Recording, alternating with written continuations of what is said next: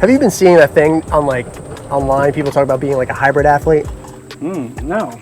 So like hybrid athletes, just people are calling themselves hybrid athletes because they run and they lift. They do both. Instead of just doing one or the other, instead of just lifting or just running, they do both. So like I'm a hybrid athlete.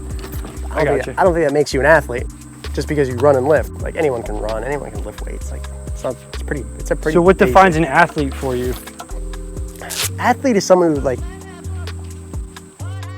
competes, like uses their body to accomplish like difficult tasks. Yeah. Well, I mean, a construction worker is not an athlete, though. No, they're not. I don't know. It's like a weird. It's a weird term. Yeah. It is a weird term. What is the definition? But does it have to do with competition? Does it have to do with like testing your physical abilities? I think so. Like, what does it mean? What does it mean to be athletic? I don't know. I think like strength, power, agility, reactiveness, hand-eye coordination. Hand-eye coordination is huge. Hand-eye coordination is, I think, the biggest one. I saw like a meme or like a video. Someone posted a reel. It was like all this talk of people being hybrid athletes. He's like, I'm a hybrid athlete. I lift, I run, and I can also hit a golf ball 300 plus yards. And he had like this great swing. Nice. And he's like, and I can dunk a basketball. And he dunked a basketball in the video. And I'm like, yes, that's a hybrid athlete. Someone who like is just athletic, does multiple things. That was one. The other thing that motivated me is like, you just see all these people posting, doing marathons, running marathons. And I'm like, if everyone else can run a marathon, I could run a marathon. Yep. Okay. Like, so if other people are doing it, why can't I? Yeah. Right. Yeah. And it's always been something I wanted to like put on my like belt of like athletic accomplishments. For sure. So I don't think I'm getting in any better shape than I am now. Dude, now's the time to do something like that. It only gets harder from here. That's what I'm saying. So like, might as well do it now instead of waiting. Cool. But first, let me bomb this drive.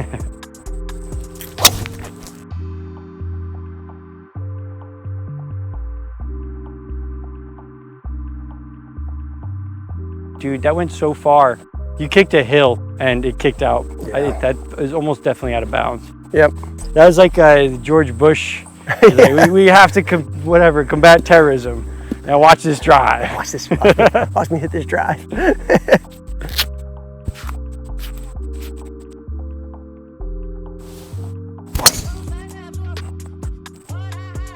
Hang on.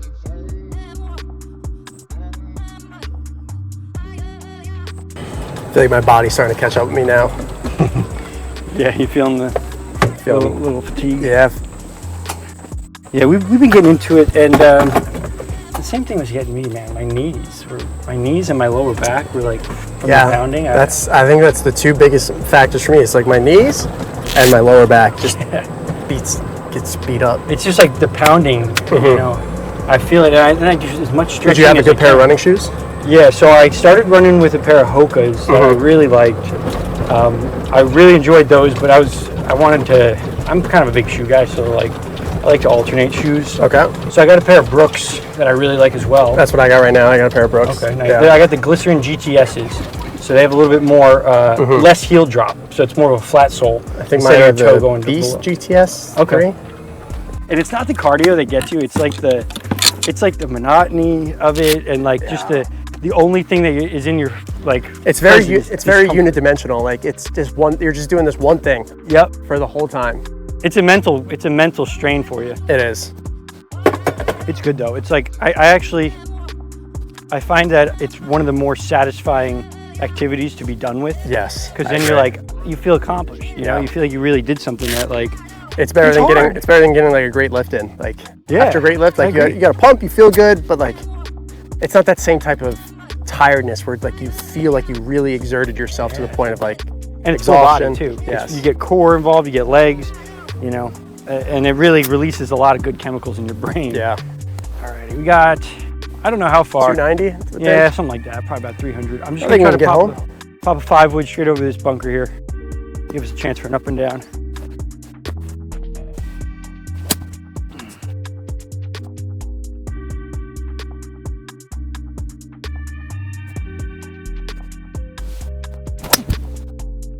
All right, it's fine. Dead straight, okay. Mash.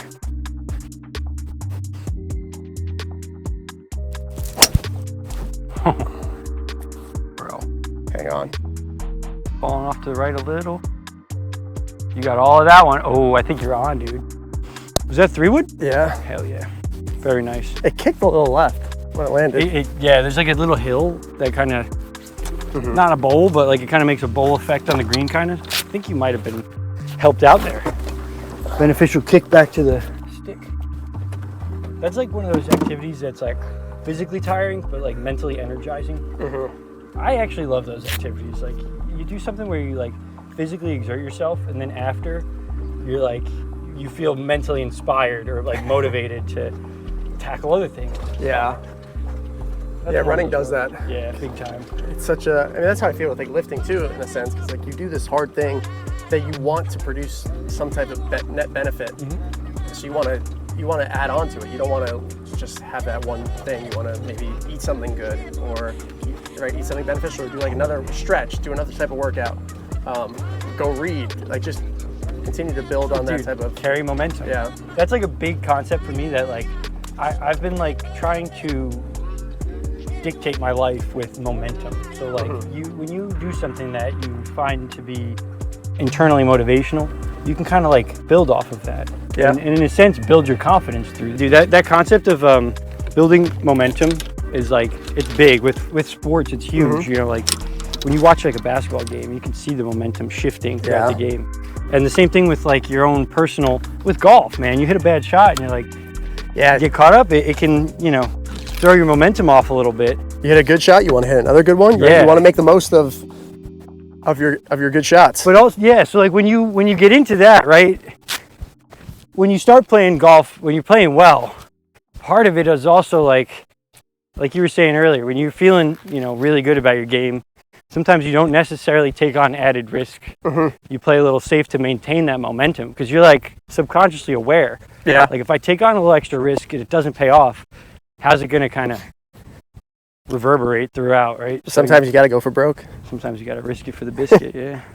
Yeah, this is fun. This is that creative shot you were talking about. Yeah, a lot of room to work with. You can do pretty much whatever you can imagine. Yeah, there's so many options here. What do you see here? It's like the first thing that comes to my mind is just low, land it somewhere just before the hill. I don't want to land it into the hill. I want to land it short of the hill. Yeah. Just let it run up. Yeah, I like that. That's what I saw too.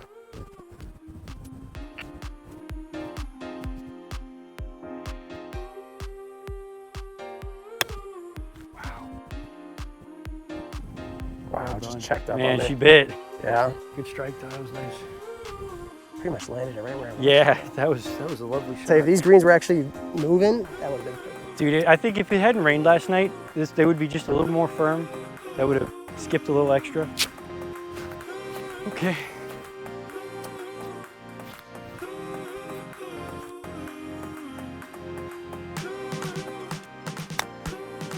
Go. All right. Okay, my putter.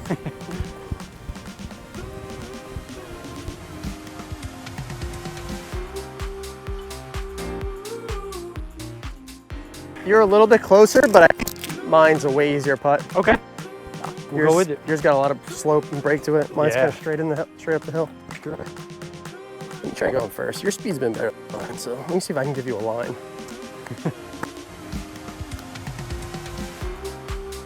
All day. Well done, man. Thank you. I don't even have to put that. Thank you. Good bird. All right. Back to +1.